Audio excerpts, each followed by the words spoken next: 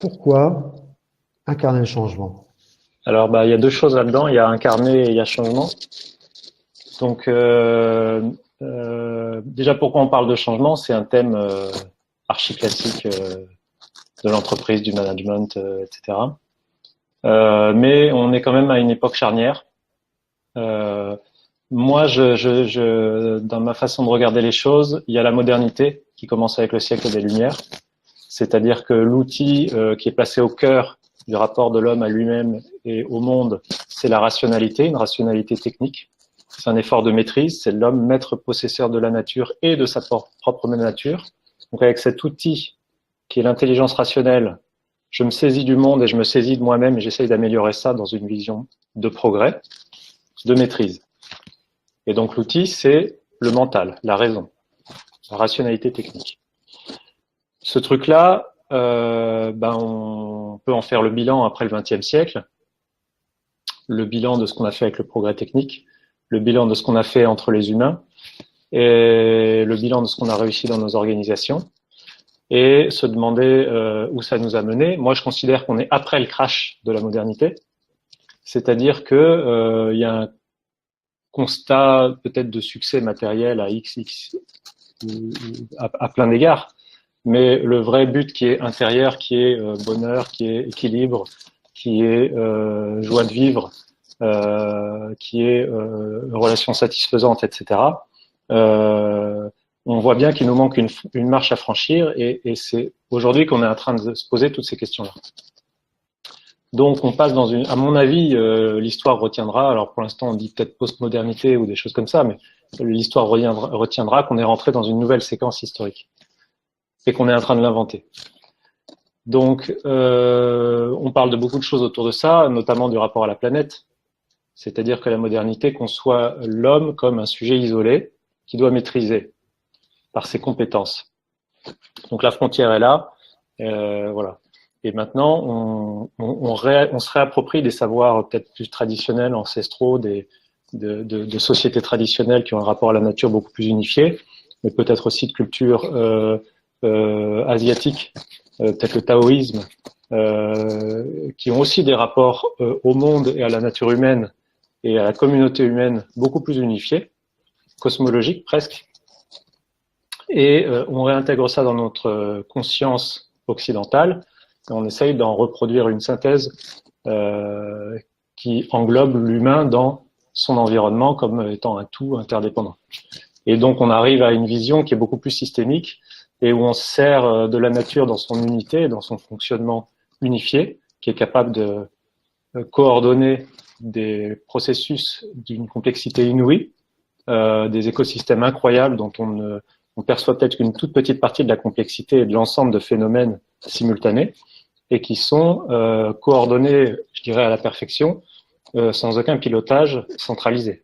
Il n'y a pas Dieu avec sa petite baguette qui est le chef d'orchestre de ça. Ça fonctionne et ça tend vers la santé et vers l'abondance. Et donc on se dit, bon, mais nous, comment on peut se détendre pour retrouver un fonctionnement de cette nature-là. Donc maintenant, une fois que j'ai dit ça, ça c'est changement et incarner. Alors incarner, ça veut dire quoi? Ça veut dire que c'est bien beau de philosopher, d'avoir tout un tas d'idées, mais dans ma vie au quotidien, dans mon entreprise au quotidien, dans ma famille, dans les rapports humains, les réussites, les échecs, les conflits, et ainsi de suite, comment ça se passe concrètement? Est-ce que c'est juste du blabla, mais à côté de ça, je nage en plein marasme, ou est-ce que réellement j'ai réussi à transformer mon quotidien? C'est-à-dire, est-ce que c'est dans mes cellules, est-ce que c'est dans l'air que je respire, est-ce que je l'incarne, est-ce que c'est vrai? Donc, ça nous amène à dire il faut être hyper concret, hyper réaliste. Et si on parle de transformation, il faut que ce soit à partir de la nôtre qu'on s'exprime, à partir des structures de ton entreprise que tu as expérimentées, où tu dis ah oui, là on a galéré, mais finalement on est abouti à ça. Et voilà. Donc je dirais un peu, en tout cas moi, mon ambition dans incarner le changement, c'est dire transformation du bonhomme, parce que moi c'est mon enjeu. Et donc qu'est-ce que je peux partager de ça à des gens que ça pourrait intéresser de le faire pour eux, hyper concrètement. Et puis transformation de l'entreprise. Ok, mais c'est pas pour faire un traité philosophique du management. c'est comment t'as fait toi et comment on peut faire là, quoi. Donc, en t'écoutant, moi, Incarner le changement, effectivement, moi, ça me ramène sur deux thèmes qui me sont chers. D'un côté, la spirale dynamique. On a déjà partagé là-dessus. Il faudra peut-être qu'on fasse un échange sur ce thème de la spirale dynamique. Et la spirale dynamique, ça m'amène aussi sur le super bouquin de Frédéric Laloux, Reinventing Organizations, dans lequel justement il parle de ces changements que l'humanité a traversé à travers l'histoire, hein, depuis l'âge tribal jusqu'à, on va dire, jusqu'à l'âge de l'information, il y a quelques décennies à peine. Et du fait qu'on est dans un changement de paradigme. Certains diront depuis les années 60-70, d'autres depuis moins longtemps, mais on le ressent, hein, à tous les étages du système et un peu partout sur Terre d'ailleurs. Et quand je parle de changement de paradigme, je suis pas dans quelque chose de philosophique ou de spirituel, c'est du concret. C'est-à-dire qu'en fait, il y a de plus en plus de monde. Alors on va parler des plus jeunes dans la génération Y et celle qui suit, mais aussi parmi les plus âgés. Moi, je suis dans l'année de mes 50 ans. On va croiser de plus en plus de monde un peu partout enfin des personnes qui vont se dire je veux mettre du sens dans ma vie. Et ce sens dans ma vie, concrètement, quand je me lève le matin, c'est exactement ce que tu viens de dire. C'est comment je peux être mieux avec moi-même et avec les autres, et comment je peux être mieux intégré dans un écosystème élargi qui est la nature. Je ne suis pas au-dessus d'elle, hein, donc on va se rapprocher de Spinoza, hein, et s'éloigner de Descartes. Et tout ça, ça parle à de plus en plus de monde. Alors, pas tout le monde, hein, ça va prendre sans doute encore beaucoup de temps.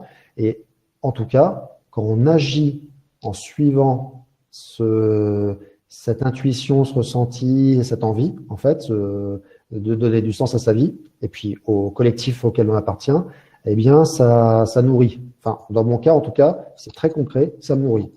Enfin, je me lève beaucoup mieux le matin et plus facilement, et je vais en courant travailler ou participer à une association si je sais que ce qu'on va faire va changer les choses. Si par contre j'ai l'impression qu'on rame, que les réunions vont s'éterniser dans des guerres d'ego, etc., j'ai pas envie. J'y vais à reculons, la boule au ventre. Voilà, ça m'amuse plus. C'est même pas que ça m'amuse plus, c'est que je sais d'avance ce que ça va produire comme résultat négatif en moi et dans le collectif. Donc je n'ai plus envie. J'ai plus envie de cette mascarade. Voilà.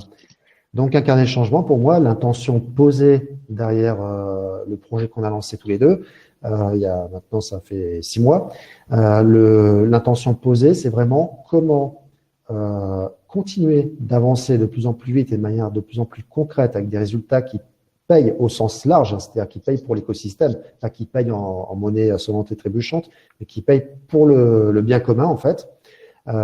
Moi, déjà, mon niveau, au sein des organisations auxquelles je participe, que ce soit mon entreprise, mais aussi des associations dans lesquelles je suis bénévole. Et puis, si possible, attirer vers nous des gens qui nous ressemblent et qui ont envie aussi de gravir la marche dont tu parlais tout à l'heure. J'adore le mot sortir de cette mascarade parce que je trouve qu'effectivement c'est de l'ordre de ça, et tu parles de Frédéric Laloux, il en parle dans ses conférences, c'est qu'effectivement reparler du sens de la vie, reparler de la reconnexion à la nature, reparler d'écologie au sens large, écologie de soi-même, écologie du monde, c'est-à-dire simplement réunifier sa pensée des choses au lieu d'avoir plein d'objets séparés, divisés, réunifier tout ça.